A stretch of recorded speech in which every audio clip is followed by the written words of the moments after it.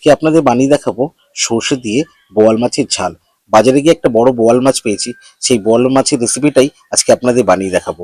প্রথমে মাছগুলো আমরা কেটে নেবো, মাছগুলো কেটে নেওয়া যাক। আজকে সোনালী মাছটা কাটছে, মাছের পিসগুলো কেটে রেডি করছে। বোয়াল মাছ আমাদের কাটা সম্পূর্ণ হয়ে গেছে। এবার এর মধ্যে দিয়ে দেব সামান্য লবণ, আর তার সাথে দিয়ে দেবো হাফ টিস্পুন হলুদ, আর একটু মশলার জন্য দিয়ে দেবো সামান্য সর্ষের তেল। দিয়ে আমরা সুন্দর করে এটা মাখিয়ে নেব।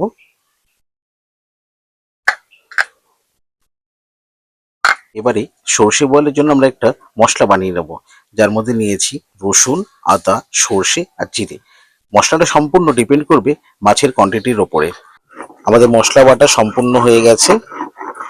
প্রায় সামান্য তেল দিয়ে, তেলটা গরম হয়ে গেছে, এবার আমরা বোয়াল মাছগুলো ভেজে নেব।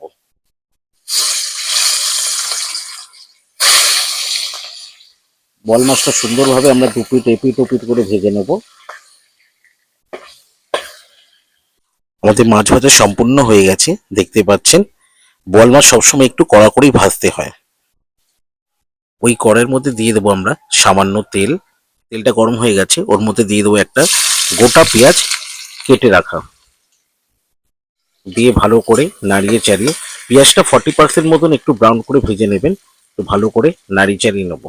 যখন দেখবেন পেঁয়াজটা 40% আপনাদের ভাজা হয়ে গেছে, এর মধ্যে আমরা অ্যাড করে দেবো আদা, জিরে, যে আমরা মশলাটা বানিয়েছিলাম সেই মশলাটা আমরা অ্যাড করে দেবো। মশলাটা দেওয়ার পর ভালো করে নাড়িয়ে চাড়িয়ে নিতে হবে।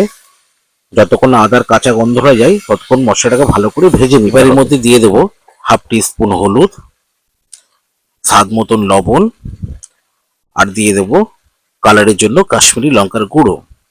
দিয়ে আবার আমরা ভালো করে নাড়াবো চাড়াবো।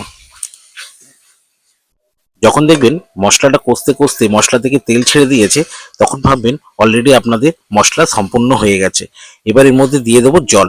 যেহেতু আমরা একটা ঝোল করছি, না সর্ষে দিয়ে ঝাল করছি, ওটা জলটা আপনার পরিমাণ মতনই দেবেন। জলটা দেওয়ার পর যখন দেখবেন চারদিক থেকে সুন্দরভাবে ঝোলটা ফুটে গেছে, তখন এর মধ্যে দিয়ে দেবো ভেজে রাখা মাছগুলো। ভেজে রাখা মাছগুলো সুন্দর করে চারদিক থেকে গুছিয়ে দেবেন।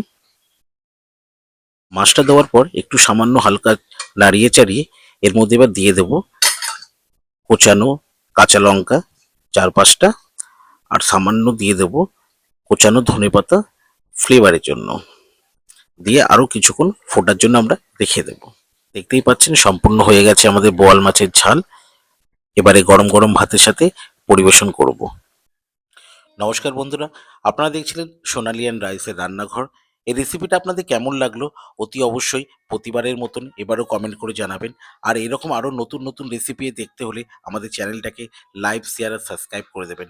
সুস্থ থাকবেন, ভালো থাকবেন।